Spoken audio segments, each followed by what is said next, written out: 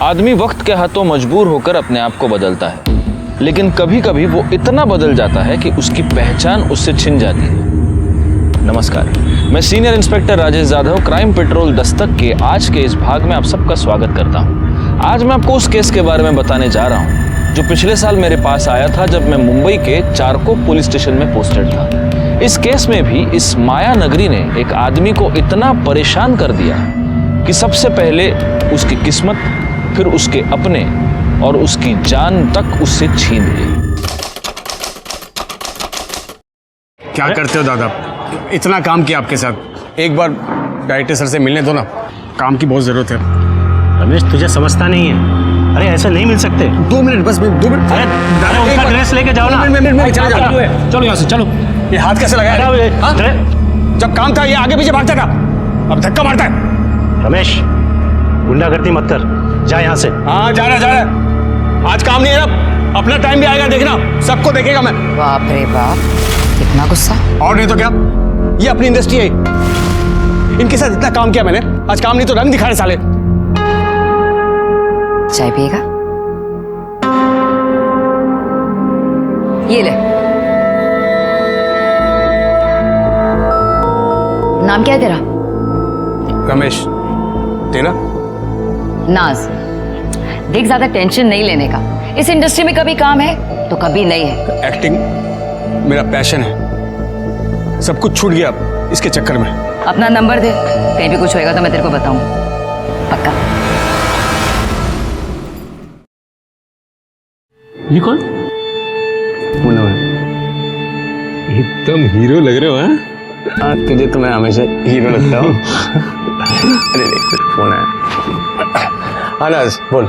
अच्छा सुन, तेरे को ना एक एड्रेस भेज रही हूँ, कल 3 बजे ऑडिशन पे पहुंच जाना और अच्छे से करना। हाँ थैंक्स नाज।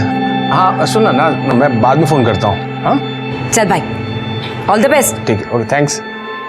खुशी तो देखो, नाज का फोन आते ही मुझे शैतान, क्या बोला तुम? हम लोग बाजार से इतने सारे कपड़े लाएंगे रानी के लिए, है ना? अरे बाप, भूख लगी, भूख। नहीं।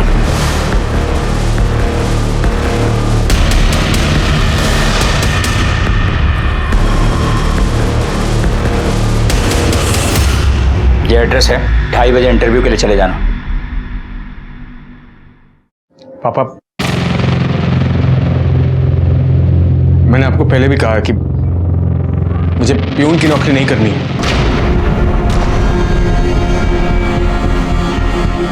प्यून की नौकरी नहीं करनी है तो क्या करना है? मैं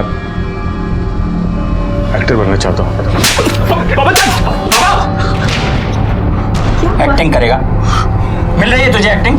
अरे समझा अपने लाडले को, सपनों के घोड़े दौड़ाना बंद करे, जो मिल रहा है वो चुपचाप करे। बाप हूं मैं इसका, बैल नहीं हूं, कमा कमा के खिलाता रहूंगा।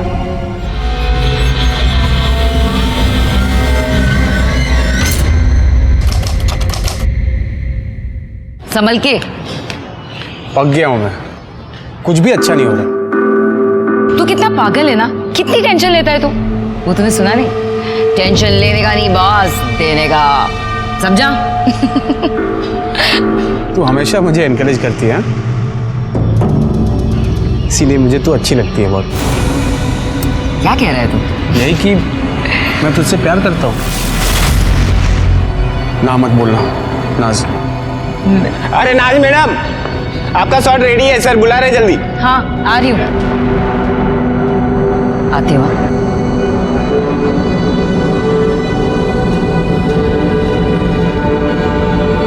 सुन,